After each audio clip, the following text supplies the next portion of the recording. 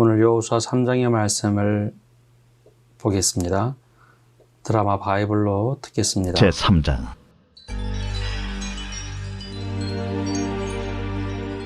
또 여호수아가 아침에 일찍이 일어나서 그와 모든 이스라엘 자손들과 더불어 시딤에서 떠나 요단에 이르러 건너가기 전에 거기서 유숙하니라.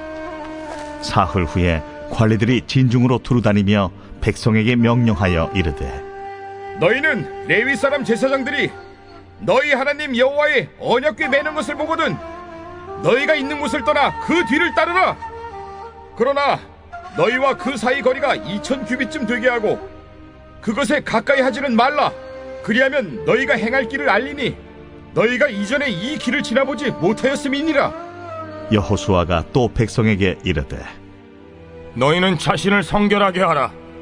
여호와께서 내일 너희 가운데 기이한 일들을 행하시리라.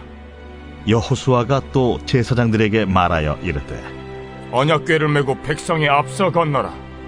하매 곧 언약궤를 메고 백성의 앞서 나아가니라. 여호와께서 여호수아에게 이르시되, 내가 오늘부터 시작하여 너를 온 이스라엘의 목전에서 크게 하여 내가 모세와 함께 있었던 것 같이 너와 함께 있는 것을 그들이 알게 하리라. 너는 언약궤를 맨 제사장들에게 명령하여 이르기를 너희가 요단 물가에 이르거든 요단에 들어서라 하라. 여호수아가 이스라엘 자손에게 이르되, 이리 와서 너희의 하나님 여호와의 말씀을 들으라. 살아계신 하나님이 너희 가운데 계시사 가나안 족속과 헷 족속과 히위 족속과 브리스 족속과 기르가스 족속과 아모리 족속과 여부스 족속을 너희 앞에서 반드시 쫓아내실 줄을 이것으로서 너희가 알리라. 보라, 온 땅의 주의 언약궤가 너희 앞에서 요단을 건너가나니 이제 이스라엘 지파 중에서 각 지파에 한 사람씩 12명을 택하라. 온 땅의 주 여호와의 궤를 맨 제사장들의 발바닥이 요단물을 밟고 멈추면 요단물 곧 위에서부터 흘러내리던 물이 끊어지고 한 곳에 쌓여 서리라. 백성이 요단을 건너려고 자기들의 장막을 떠날 때에 제사장들은 언약궤를 메고 백성 앞에서 나아가니라. 요단이 곡식 거두는 시기에는 항상 언덕에 넘치더라. 궤를 맨 자들이 요단에 이르며 궤를 맨 제사장들의 발이 물가에 잠기자 곧 위에서부터 흘러내리던 물이 그쳐서 사르단에 가까운 매우 멀리 있는 아담 성읍 변두리에 일어나 한 곳에 쌓이고 아라바의 바다 염해로 향하여 흘러가는 물은 온전히 끊어지며 백성이 여리고 앞으로 바로 건널세.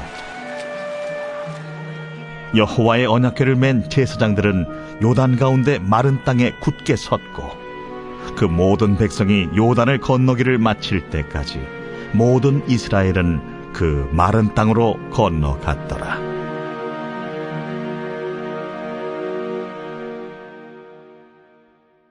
오늘 이 새벽 그리고 아침에 인터넷으로 유튜브로 말씀을 듣는 모든 성도들 위해 하나님께서 은혜와 평강 주시기를 간절히 소망합니다. 우리는 계속해서 위기의 터널을 통과하고 있습니다. 언제 끝날지 잘 모르는 이 위기의 순간에 하나님께서 우리와 함께 하시기를 간절히 바랍니다. 이 새벽기도 기간 우리가 여호수아 말씀을 보고 있는데 여호수아와 이스라엘 백성들도 새로운 미지의 땅으로 어디로 가야 될지 무엇을 해야 할지 잘 모르는 그 상황 속에서도 하나님께서 주신 그 마음을 굳건하게 붙잡고 그 길을 따라 나가는 여정을 고스란히 풀어서 보여주고 있습니다. 그들이 하나님과 함께 했던 것과 같이 우리도 하나님과 함께 위기를 잘 극복해 나가는 성도 여러분 되시기를 간절히 바랍니다. 오늘 3장 말씀에는 이스라엘이 드디어 기다리고 기다리던 요단강을 건너는 장면이 등장을 합니다. 여호수아 2장의 말씀에 두 사람이 정탐하고 들어와 여호수아에게 보고를 합니다. 그 백성들이 간담이 녹았나이다. 하나님께서 우리에게 이 땅을 주셨습니다. 이 두 가지 말을 듣고 나서 오늘 1절 말씀처럼 여호수아가 아침에 일찍이 일어나서 그와 모든 이스라엘 자손들과 더불어 시딤에서 떠나 요단에 이르러 건너가기 전에 거기서 유숙하니라. 그 말씀을 듣자마자 이스라엘 백성들에게 다 준비를 시켰습니다. 아니 사실 이미 정탐꾼을 보내고 어떻게 우리가 그곳에 들어가야 할지 이미 머릿속에 다 계산은 돼 있을 겁니다. 장정만 60만 명, 적어도 200만 명의 사람들이 다 이동을 해서 요단 앞에 머물렀습니다. 그때 말씀에 몇 가지 우리에게 주시는 구체적인 말씀들의 순서가 있습니다. 첫 번째는 하나님은 질서의 하나님이십니다. 신앙에도 질서가 있고 개인 신앙에도 질서가 있고 공동체 안에도 질서가 있습니다. 그럼 신앙의 질서가 과연 무엇이었을까? 이 순서를 보면 레위 사람 제사장들이 언약궤 매는 것을 보거든 사람들이 다 같이 일어나 이제는 떠날 차비를 하고 준비를 하라는 겁니다. 그리고 그 거리도 2000규빗, 우리로 이야기하면 약 900m 떨어져서 뒤에 이동하라라는 것이죠. 신앙의 질서라고 하는 것, 즉 언약궤가 먼저 간다는 의미는 말씀이 먼저 가도록 하고 성령이 먼저 가도록 해야지 우리가 그 순서를 뒤집어서는 안 된다라는 것이죠. 어떤 일을 행할 때 하나님께서 나에게 무엇이라 말씀하시는지 그 음성을 듣고 하나님께 묻고 물어서 결정을 해야지 내가 결정하고 하나님 해주십시오. 내가 다 뜻대로 하겠다고 다짐을 하고 하나님 해주십시오 라고 하는 것이 아니라는 겁니다. 하나님께서 약속하시고 그곳으로 가라라 말씀하시면 그것을 따라가는 것이지 내가 다 결정하고 하나님 이거 안 되면 안 됩니다.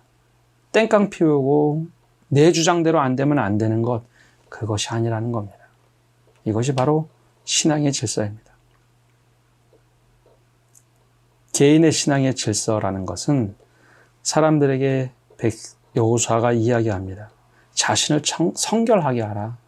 하나님께서 일을 하실 때 우리가 그것에 대한 성결함을 지키고 살아가자라는 것이죠. 하나님께서 일하시는데 하나님 알아서 하십시오. 나는 대충. 가정 예배를 드릴 때 그냥 집에서 입던 옷 대충. 하나님께서 무엇을 맡기셔도 내가 대충 하는 것이 아니라 철저하게 하나님 앞에서 내 자신이 어떻게 되었는가 성결함으로 미리 돌아보고 준비되어져 사는 것. 이것이 개인 신앙의 질서입니다. 공동체의 질서는 신앙의 질서와 거의 흡사합니다. 공동체에게 맡겨주신 나름대로의 질서가 있습니다. 제사장이 해야 할 일, 백성이 해야 할 일, 레위인들이 해야 할 일, 그리고 이 순서에도 정확하게 질서가 있습니다. 이것이 어디서 가장 정확하게 나올까요? 바로 이것이 두 번째 순종할 때 정확하게 나옵니다. 1절에서 6절까지는 여호수아가 하나님의 음성을 듣고 이스라엘 백성들에게 준비시키며 이야기한 것입니다. 7절부터 13절까지는 그러면 어떻게 할 것인지, 어떻게 실천할 것인지 이제는 이야기하기 시작합니다. 14절부터 17절에는 어떻게 실천하는가가 나오고 있습니다. 자, 한번 보십시오. 이 질서가 어느 순간에 나타나는지요. 14절 말씀에 백성이 요단을 건너려고 자기들의 장막을 떠날 때에 제사장들은 언약궤를 메고 백성 앞에서 나아가니라. 요단이 곡식 거두는 시기에는 항상 언덕에 넘치더라. 즉 물이 넘실넘실 넘친다는 겁니다. 궤를 맨 자들이 요단에 이르며 궤를 맨 제사장들의 발이 물가에 잠기자. 여호수아가 하나님의 말씀을 듣고 명령을 했죠. 제사장들이 언약궤를 메고 제일 먼저 요단강에 들어가라. 그러면 요단강 물이 멈출 것이다 라고 했습니다. 물이 끊어지고 한 곳에 쌓여 서리라. 근데 실제 눈앞에 어떻습니까? 곡식 추수할 때가 돼서 오히려 물이 넘실넘실 되는 요단 강물임에도 불구하고 제사장들이 현실의 넘실대는 물을 보고 발을 내디뎠다는 겁니다. 우리 같으면 어떻게 할까요? 아이고, 안 됩니다. 지금 여호수아가 판단 잘못한 거예요. 모세 같았으면 안 그랬을 거예요. 라고 따지지 않겠습니까? 모세라면 절대 이렇게 안 했을 겁니다. 젊은 여호수아가 뭘 몰라서 이렇게 한다라고 하지 않았을까요? 근데 그렇지 않았습니다. 제사장들이 궤를 맨 채 발로 물을 밟자마자 역사가 생깁니다. 위에서부터 흘러내리던 물이 그쳐서 사르단 가까운 매우 멀리 있는 아담 성읍 변두리에 일어나 한 곳에 쌓이기 시작합니다. 그리고 여리고 앞으로 바로 건널 때 모든 물이 말라버렸습니다. 이것이 질서 속에서 순종이고 순종이 역사를 나타내는 놀라운 일이었죠.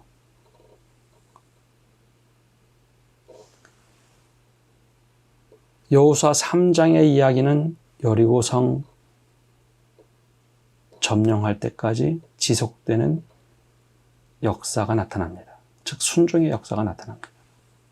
한 번도 공격해보지 않았던 난공불락의 성을 무찌르는데 바로 이 순종이라는 놀라운 고귀한 가치들이 작동을 하기 시작합니다. 이때 첫 발을 잘 디뎠기에 모든 것이 풀어져 갑니다. 마지막으로 이 말씀 속에서 우리에게 도전하는 것은 모든 공동체가 하나가 됐다라는 겁니다. 뒤에도 나오겠지만 제사장이 제일 먼저 가고 그리고 모든 백성들이 따라 나가기 시작합니다. 여기에 사람들이 우왕좌왕하지 않습니다. 제사장이 해야 할 일을 하고 백성들이 해야 할 일을 하기 시작합니다. 하나님께서 우리에게 이 땅을 주셨다라고 하는 그 말씀을 붙잡고 간담이 녹았다는 말씀을 붙잡고 우리가 가기 시작합니다. 40년 전만 하더라도 12명의 정탐꾼이 와서 10명은 부정적인 보고 2명의 긍정적인 보고를 했을 때 오히려 이스라엘 백성 간담이 녹아졌던 그 상황과 정반대로 오히려 그 백성들이 간담이 녹았다는 이야기를 듣고 이스라엘 백성들은 이제는 하나가 됩니다.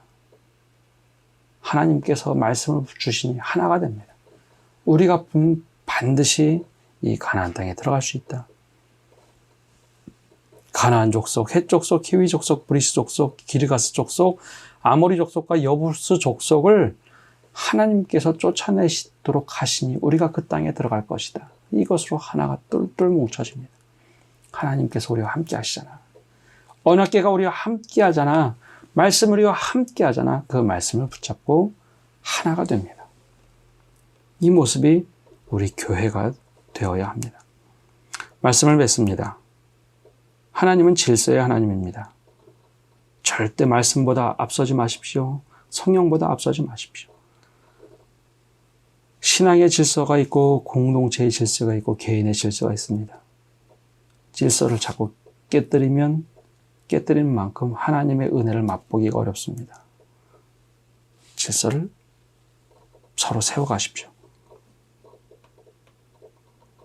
두 번째는 하나님께서 말씀하실 때 그리고 또한 이 일을 실행할 때 우리가 순종함으로 나갈 때 역사가 나타납니다. 이거 못하는 거잖아요. 불가능한 거잖아요.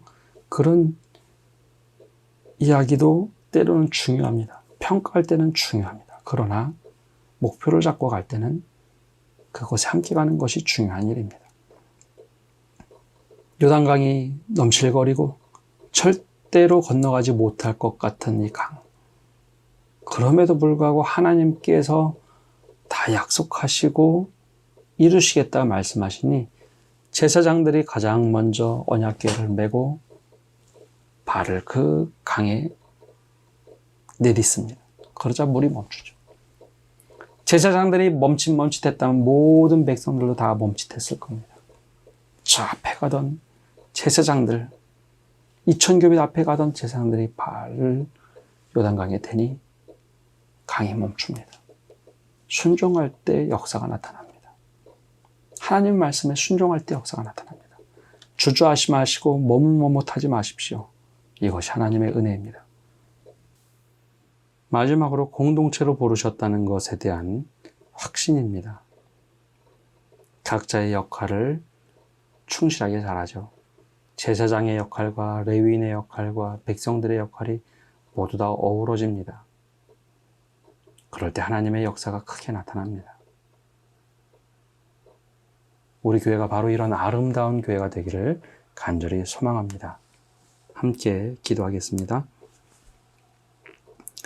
하나님, 오늘도 우리가 주님 앞에 나아가 기도합니다.